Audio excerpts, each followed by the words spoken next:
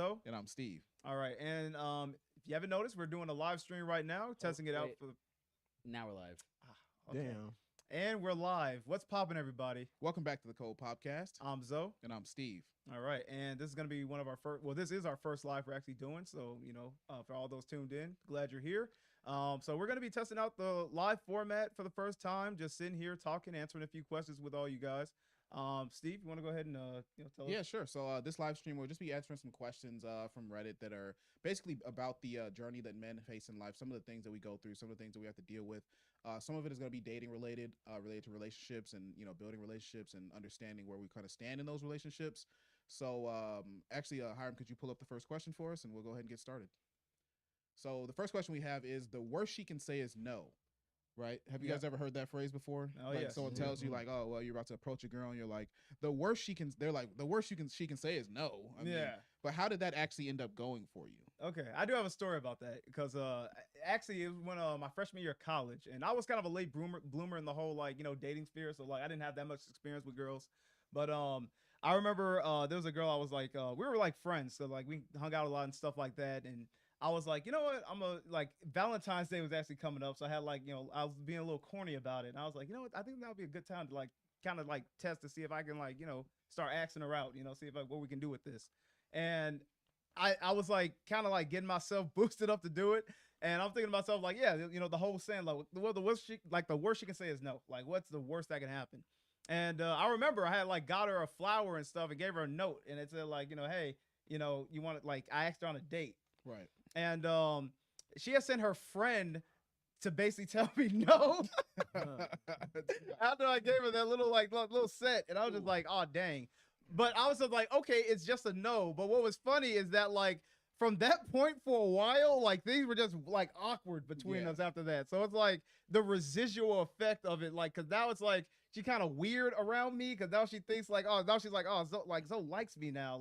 That's strange. So it's it just kind of ruined things for a while. Now, eventually it got back to normal. Eventually she got over, and I was like, all right, well, now I know where we stand. I don't got to worry about it. But it does have after effects. So it's depending on the relationship you have with that girl, you are basically about to break a boundary. So it's if you're okay, I'm cool with this girl, we have kind of a friends thing, I want to progress it.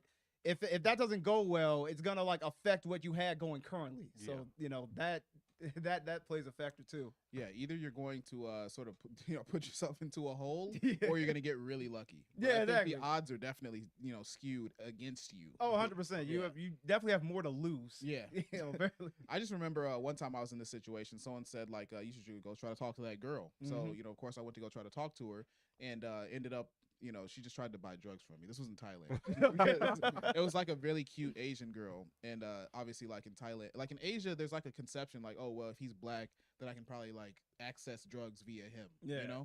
So I ended up talking to the girl, and I got at her or whatever. Yeah, and then she was just can I buy some cocaine from you? And so the worst she could say is technically no, but I feel asking me for cocaine was actually worse than that. And I'm like, wait, what do you think I'm here for? And then I pointed her down the street to where the African guys were. Yeah. Oh, that's funny. Anyone else got any examples of these stories. worst she can say is no? Anyone ever sent you off, basically? I've been told that, but I mean, when I shot my shot, she just said no, and that was it. Right. It ain't really I ain't really got no story with it. I just got no a few times, but it's just I mean, that's the worst she can say is no. Right. Unless you approach her out of pocket, then she can do some other shit. Yeah, then it can probably go out of hand. Right. If you give her the opportunity for it to go out of hand, then it could. Unless you just tell her hey, can I get your number? I mean, you could do that. Hey, can I get your number? She gonna look you up and down probably. Nah. Okay, let's be that. Or she might not say no right away. She might be like, "What's your name?" She might try to get a little. You feel me? A little more information. Yeah, fill you out a little bit, and then ghost you. Maybe not. If she ghosts you, I feel that's a really terrible feeling. But you can't ghost somebody you never initiated the You feel me? Like I just realized. Well, yeah.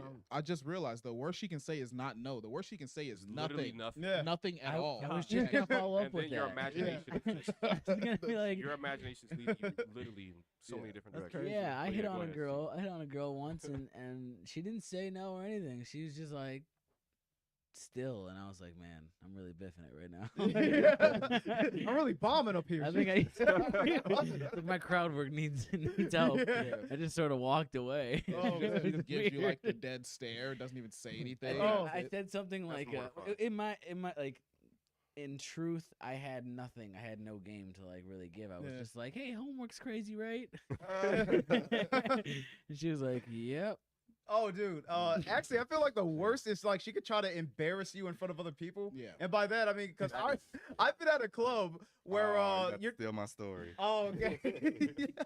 Hopefully it's a little different. But like, I was at a club where it's like, there's music playing. And, a lot of the game is just like you just go up to a girl, try to dance behind her and see if, like, she'll start dancing on you. So I tried that with a girl. And I'm like, I'll go to the one girl. And she has her friends around her. I'm like, all right, it's a little bit of a risk. But, I'm feeling good about myself. I had to dance earlier. I feel in the mode. So I go over to her and I grab her by the hips. And, I bring her in to start dancing with her. And then it's like, she just looks Turns behind around, at looks me. at you. And then she like starts pointing at her friend. She starts pointing like at me, like, Damn. "Look, do you see this nigga?" And I'm just like, bro, like, what the fuck? Damn. She's my friend, but not, I was Emotional damage. like she literally, instead of just saying no and letting it go, I could have just walked away. I would have been fine. But she's gonna sit there, look unimpressed, and then try to tell her friends, look how unimpressive he is. Check out this Yeah, loser. check out this loser. I was like, yo, so I'm like, yeah, it can get bad. No, that was like, See, mine that's is the kind worst of thing she could do. mine is kind of a combination of you guys, because like I've been like school dances, clubs. You walk up on a girl, and she's dancing, so you think like, okay, she's inviting somebody to dance with her. Mm-hmm. So you walk up on her, and it never fails. Every girl does, Yeah, they always check. They always gotta check. and it hurts when they just walk off. Yeah. Just walk off like Not even gonna dance it off. Just you I- killed the rhythm. All right, I thought we was dancing. What happened? Yeah, that's Oh. easily one of the worst feelings. Absolutely. And you're just like, Like, yeah, like you just making eye contact, like, you just like dance away. yeah, like, really, the dancing stops when she looks at you. Like the Yeah. dancing kind of stops, because you can't just sit there and be kind of Right, no, you can't grind on her while she's like, you gotta stop and kind of like. Hey, is this cool? 100%. You gotta, just gotta sit there and be evaluated. You gotta like lift your eyebrows, put on a smile, like, what do you think? I was good enough. I'm doing it for Is you. there anything in my teeth? No? Yeah. It's pretty dark in here, right? Okay, let's go to the next question, man. What got you dating again after a period of self-discovery or alone time? Ooh, I got one. Yeah, actually, it's like the first time I had gotten like broken up with, and then I remember I got really sad because I felt like it was like my inadequacies. And one thing I noticed that I usually go through a period of working out a lot. It's very like standard, but I do get in the best shape of my life when I go through like some type of like relationship or emotional thing. So that's kind of like that. And usually it's like I go through like a period of like being like, oh well, it's over. I lost my access and all that. But then I'll like work out, feel really good about myself, and then then like honestly a couple of weeks I kind of bounce back from it. But a lot of times I get like motivated to like become a better, like to literally self-improve when that happens. That's Yeah. amazing. Personally, like, when I go through a actual breakup, I think the main thing is like, well, if I ever want to be considered like attractive again, I'm gonna have to like change certain things about myself, because it's like, it's not about being attracted to the other people, it's about being attractive to yourself. Like you want to know like, okay, well, I'm capable. So it's like you have that period of self-time, like alone time, where you have that self-discovery, and you're like, you discover things that aren't good. Like that's the main thing. Like you discover things about yourself that are like, oh, that's a flaw, I should probably change that. But you sort of have to be alone to change those things. Like you can't be with a woman sometimes to like actually be able to change. So I think like once you actually make improvements, you almost want to like go out and test it out. Like once you actually improve yourself, you're like, well, maybe I'm gonna go and like, sort of have like a fling or a small like dating experience, just so I can see like, have I changed? Or for me anyway, it's like a self-affirmation thing almost. Yeah, no, I It's get that. interesting that you said that, like, because when I got out of the last relationship I was in, I started to notice like things that I was doing that was like kind of wrong on my end. Like spending that time away out of that relationship and just thinking about it, it was like, you know, like it was things that I could have did better. You know what I'm saying? That I didn't see when I was in it. Like, you feel me? Basically. But is it possible? Is it possible the thing that you're looking at as a flaw that you run into a woman in the future and she look for that thing that you don't think that you need anymore? Is that I don't possible? know. Well, so with the things that I was doing, I don't think any woman would want that. Like, I was just an asshole. Like, I mean, but there are women that like a-holes. There are women that like a-holes. Yeah, but I don't know. It's like, but see, it's levels to that because it's like, okay, yeah, there are some women who want that like a-hole, but it's really more so like a cockiness type of thing. Like he an a-hole, but it's really just him being confident and cocky. Not so much like I was straight up just being an a-hole, like just not caring. You know what I'm saying? So it's like an inconsiderate, self-assured level. Yeah, it's like it's just exactly. I feel like we've all been there. Right. Like I feel like that's a man thing. Every guy has to go through that and like get past that like ego. It's like a phase, like an ego phase. Exactly. Yeah. It's like you're in a phase where you don't necessarily know, like, you know, maybe you need to like no one checked you. Yeah. like no one's put you in that position where you had to really think about how you were acting. No, I agree, and it's funny that I think it's like trying to find. You'll realize your own flaws because it's like you're trying to reach a balance. Because like how, you know, like Roosevelt mentioned, he's like he learned from his relationship, like being able to look at himself and what he did. Like he was kind of an asshole. I've had experiences where I like realized I wasn't very assertive, so it's like I had the opposite effect. And so it's like you try to kind of reach that balance to where it's like, you know, because obviously you can be too assertive, but then you don't want to be like too passive either. So it's kind of like you just realize what you're missing or like what you need to work on, and you prove those things. But yeah, essentially like it teaches you like to at least have some self-reflection as to like what your own issues are. Yeah, and that self-reflection is a big part, and a lot of people don't really do that when they're younger, but eventually it sort of becomes mandatory. Like once you get your once you get your heart broken enough times, and once you break enough hearts or whatever, I guess it's like you start looking inward. Like, man, well, it depends. I guess it depends on, maybe it doesn't have to be because you're young, but it could be like eventually people want more from relationships, I guess. And if you aren't able to give more, then you don't really usually get more. I definitely understand that. I feel like personally my biggest, I guess, like change that brought me back to dating, so to speak, was really just changing the woman that I wanted to be around. Like being in, like, I used to work in music a lot, and like the particular people that would be in like the studio weren't exactly like top-notch people. these girls are there to like drink and like smoke and just have some fun. And that got exhausting. That got like super exhausting to the point of like, wow, these people are really just nothing more than time wasted. And you just have to like, I feel like it took like a lot of time, and went to actually Michigan and realized that there was just people that just are normal.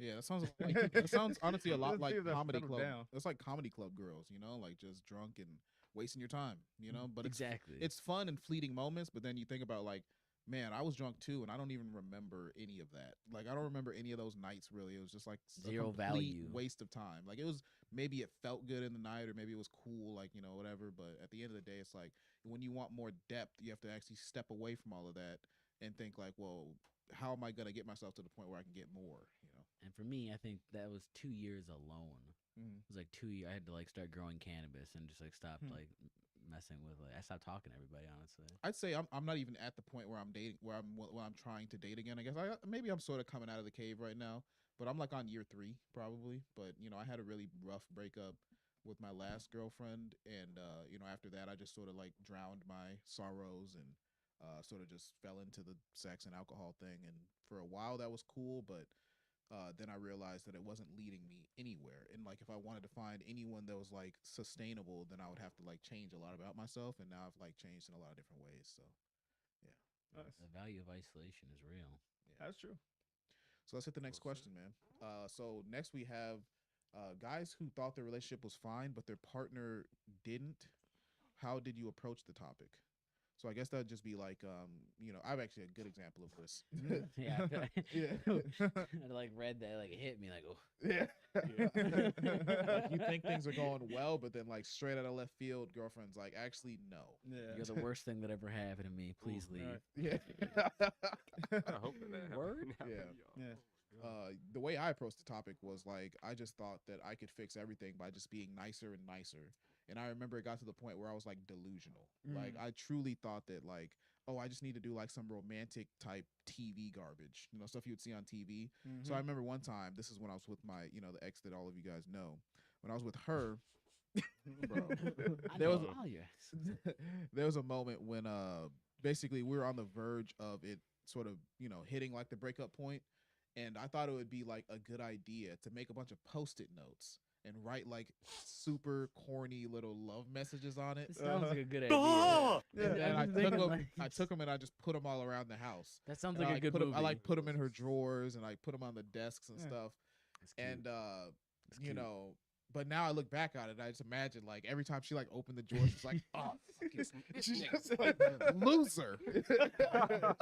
Just like every time she like opens the Oh, fridge, man. oh, what a douchebag. You know, Right. I'd like to say that could work. There's someone that would have appreciated. There is someone that No, would appreciate for sure. like appreciate that It's would have a- been it's a sweet. That could have thoughtful made gesture. someone's day. That could have Yeah. made someone's week. But Yeah. that person, Yeah. it wasn't possible. Just That's- wrong person. That's why I all. think when you Yeah. have those issues, because it sounds like, because I also have experience with like a girl's like you think everything's going well, but then you start to notice like their dissatisfaction starts to like either manifest as like judgment or disrespect. Yeah, or it just Yeah. shows up on Facebook, or they just start sharing they start sharing those vague relationship memes on Facebook. Get Yeah. you a man that could do nothing that you do. Yeah. I don't know how to build a house, lady. What's going on here? Yeah. Because I had a girl who she would like it got to a point where it's like she would start acting up when like her friends were around, like she was like trying to show out or something to them. And like my thought to that at the time too was like, oh, maybe I just need to be nicer, like be a better boyfriend or whatever. Start And- showing them that you're good. Yeah, and then it's like, but it just keeps continuing, and it's like it kind of shows that in a way, like you at the time you think being nicer, but a lot of times I think it's like the women that like you deal with can be the problem, and I think it's rare that we ever really think about like maybe it's not necessarily I'm a bad person, maybe they're just like they have their own issues, and that I'm Yeah. just their outlet. compatible. Yeah, and now I'm just their outlet to take out their own frustrations, Yeah, you know. that's the And I think the exact problem word I is that use. you'll end up putting up with it for Incompatible. whatever reason, and it doesn't. It's like it doesn't really matter what you do for them at that point because it's like they're not focused on trying to repair anything, or they're not like they're out of like they're already out of it. Like they're not even if they're treating you like that, they're not. Their heart's not in it anymore. You're Right. just an outlet for their It's own just the image frustrations. thing at that point. Yeah. It's just image. Yeah, you're like a prop. Yeah. At that point. Yeah, exactly. So Prop. definitely, like I think that's a learning point for. Sometimes you got to step back and reevaluate. Like before I try to fix anything, does this person even want to fix anything too, Right, or are they right. just like, are they just completely out of it now themselves, and like you should just walk away? I kind of want to share Yeah, this I had because in something hindsight, it's similar. really funny. like a few years ago, it's totally not funny. It's like really not good for my mental health. now this is hilarious. As most things end up going. Yeah, There that's you how go. it goes. So I was with this girl for like a while, like years, and she was like pretty down. Like wanted to be like a power couple, all that stuff. And like one night, we just like got into like such a heated argument out of nowhere, and it was like I think Hugh Hefner. They had announced that Playboy was coming back, but no nudes. You know, it was just gonna be like a magazine with like tasteful like. Yeah. So Nudes. I was like, oh man, that's interesting. It's pretty fascinating for a company that's been like in existence since like the 50s to change now. Good for them. Seems kind of progressive. I said like that, and like that broke her. That's all it took. She was like, "What did you No, you just say?" didn't. She like Oh. put down her homework, and I was like, "Oh shit!" Like something's about to go down. Needless to say, I left that apartment that night Oh my and god. never saw that person again. It was Wow. like, Wow. It was like, I think in her head she was like, "I'm just waiting for him to say something stupid." Wait. And she did. Yeah. So the word progressive was the trigger? I think no, it was the fact that I even supported Playboy with like Mm. even an shrapnel Oh, shrapnel wow. of Yeah. my being, Oh, and I was like, oh. a man Wow. supporting Yeah, see. Playboy, like what? I know, Oh and I my wasn't even like God. support. I was like doing commentary on it. Right. But at that point, the relationship was like over. Right. You Yeah. know? Yeah, you It just was need just something. like, It's good you got away from that person. dude, Yeah. I know. I remember Yo. thinking like driving away, like, what just happened? Yeah, it could have been so much worse. Like, I Yeah, smoked a joint definitely. and I was She like, could have had you falling down a rabbit hole. yeah, yes, Yo, very it's much probably an so. incompatibility She issue. sounded like she was Yeah. just looking for like a reason to pop off. Like it was already established that But day she- that she wanted. I knew to she was get like at that you. though. I knew she Yeah. was like that, and that one was just so petty that I was like, all right, man, I'm gonna agree with you on this one. I gotta leave. Yeah. No doubt about it. Anybody else got something? Lisa, you got anything? Well, like Howard said with incompatibility, like my last relationship was a little bit like that, right? So if you have somebody that's, not mentally on the same page as you, like Right. you said, like they don't understand that a problem to you is not a problem to them, that Yeah. type of thing.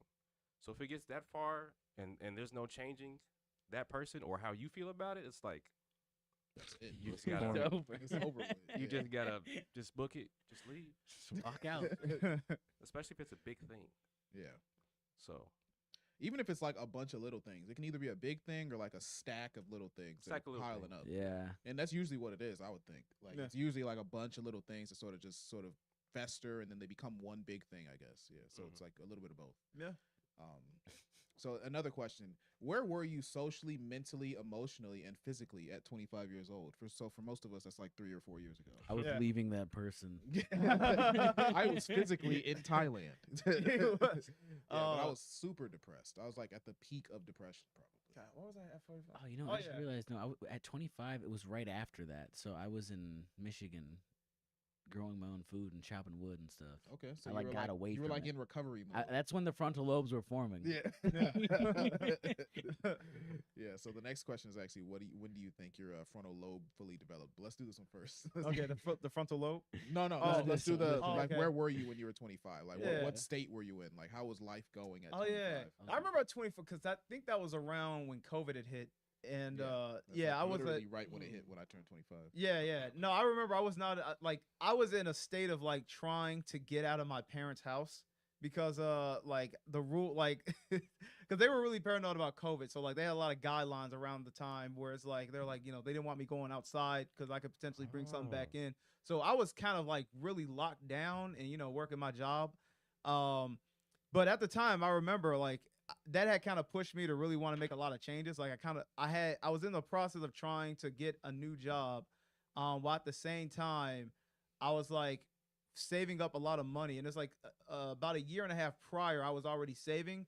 But more than ever before, I was like actually saving and looking at different places because I wanted to like get my own place. Because that's like around the time when I really wanted my full independence. I didn't really feel like I was truly independent, especially being in where COVID was, to where I really felt the drawbacks of being dependent on someone else.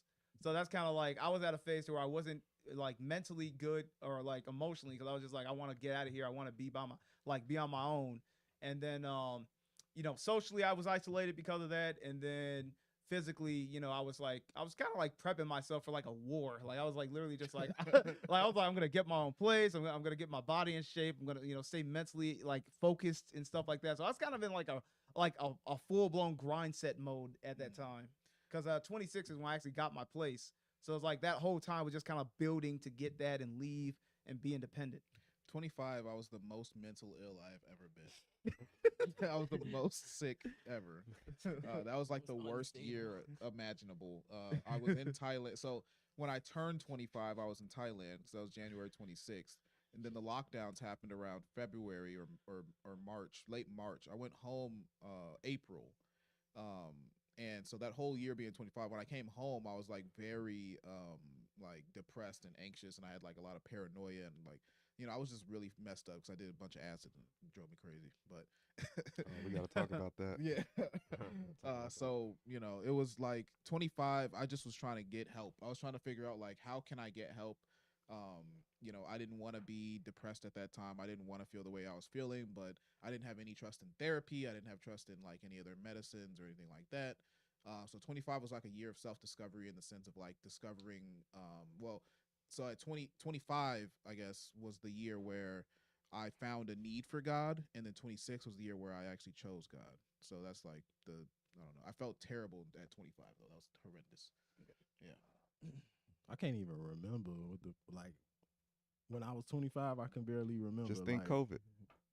Well, okay, so if I think COVID, then I mean I was chilling really. I mean, yeah, I was chilling. Like my mind was really focused on I feel like my mind has always been focused on like just getting better at whatever I'm doing or whatever I'm, you know what I'm saying, like the direction I'm headed.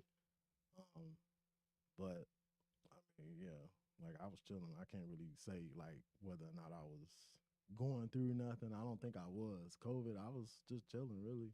Just doing my usual thing. Really. Are you really sure? I'm pretty sure. I mean, because I can't really think of nothing significant. Like, I know, okay, so before COVID, like literally, I was in Vegas 2 weeks. As soon as I got back from Vegas, it was like a couple days after getting back from Vegas, then they started talking about COVID. And I'm like, what? And then they started to really blow up. And it was crazy because I got sick when I was in Vegas. I had got sick like the last 2 days I was there. I went to this restaurant. You was a test subject, bro. Maybe. I mean, I don't know. But it wasn't like, it was just a regular like cold. It wasn't like I didn't feel nothing, you know, that was like out of the, because when I actually got COVID, that was totally different. Like I never felt nothing like that in my life before. So I knew the difference. I just had like a cold. That's true. Want to hit the last question since it's kind of let's go ahead and get into the frontal lobe question. So, Yeah. when do you feel like your frontal lobe fully developed? That's just like a complicated way of saying like when do you feel like you finally grew up? Yeah. Yeah. I mean, no, from a scientific perspective, I know like 25 is actually the age I think when it's like your brain fully develops. Yeah. I kind of judge it as like I don't even know if it's technically like if I actually am at that point. Yeah. Yeah, because have we hit that mark yet? Yeah, because I kind of feel like once you kind of have like, I feel like I'm still going through a lot of like changes in my identity, like my core thoughts, you know, the type of person I think I want to be. I still think that's still being adjusted. I haven't hit that point to where I'm like, I know like where I know exactly the type of person I am. I know exactly how I want to dress, the kind of hair I want to keep. You know, my ideologies at this point aren't really going to change that drastically. I don't really think I'm there yet. Now, I think like a lot of the foundation of who I am is kind of like solidified. Like, I don't think I'm going to like be as different as I am now at like 36 than how I was at like, you know, like 16. I think 16-year-old Alonzo and 28-year-old Alonzo are like way different than 28-year-old Alonzo is going to be from like 36-year-old Alonzo. Right. So I think I'm getting there, but I don't think it's like I'm fully like there yet. Yeah, no, I think that I'm at a point where my frontal lobe is, I feel like I'm pretty much where I'm going to be for the most part. I just need to like, you know, straighten out the edges, like, you know, go to the gym, eat better, stop smoking. Like those things that are more like habits more so than identity.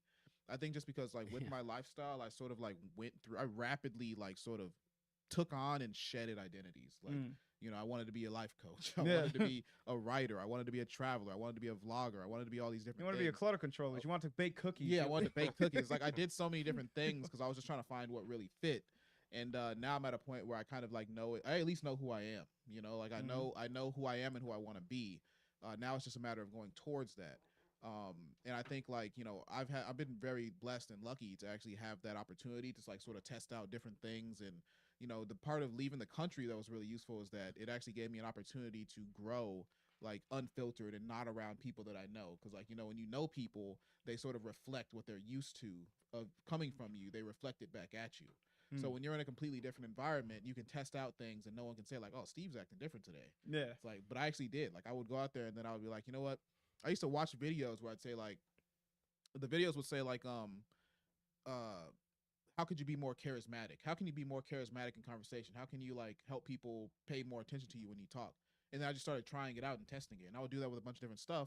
And through doing that, I like, you know, picked up new parts of my identity and just sort of changed. And I did stand up and stuff like that too. And it just gave me a bunch of different skills that made it easier to sort of navigate the whole development process, I guess. Yeah. I like that, like the clean slate. I did that like going from high school to college because I remember feeling like I didn't like leave the best like first impression in high school, but it's like hard to change later because like people already have like an expectation of who you are. I feel like going to college, I was able to kind of like just redefine who I was. So that was like a transitional part of my life. I remember just being like, I'm gonna be different. I'm gonna be like more charismatic. I'm gonna try to talk to more people and just be different. Yeah, like I even realized like when I first came back from Thailand, I had a lot of experiences that were like people treated me how I used to be. You know, like they weren't really like necessarily responding to who I was at that point because they didn't know that person. But I transformed and changed in so many different ways, and obviously I wasn't done at that point. But you know, after having developed and changed, that was like, it was easier for people to notice it, I guess. So Yeah. Anyway, I think that's probably a good point for us to close out the live stream. Thanks for watching. Anyone who is watching this in the future, no one's watching it now, but you know, in the future, Don't let them guys, know we that. will be. But no, this is the first one, so like the expectations were very low. But you know, we will be trying to live stream in the future as often as we can. Make sure you guys stay in tune to our social media where we'll be sharing and posting and just you know, stay aware. Follow us on Instagram at The Cold Podcast. We're on Twitter at The Cold Podcast. Same thing on Facebook. And also make sure you subscribe to us on YouTube if you're listening on Spotify or Apple Podcasts. And yeah, and thanks Marino for coming in for today's Thank episode. you for having me. Yep, he's one of our guests. Yep. And we will have to pop out of here. See you guys on the next one. All right. Peace.